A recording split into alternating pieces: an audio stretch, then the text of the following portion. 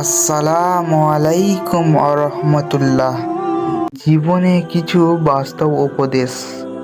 উপদেশ নম্বর 1, 3 জিনিস মৃত্যুর পর উপকারে আসে। 1, সুসন্তান। 2, সদকা। 3, ইলম।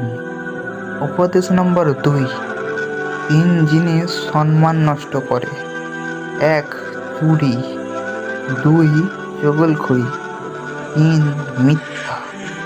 উপদেশ নম্বর 3, 3 জিনিস পেরেশানিতে রাখে। 1, হিংসা। 2, অভাব। 3, সন্দেহ। উপদেশ নম্বর 4, 3 জিনিস সর্বদা মনে রাখো।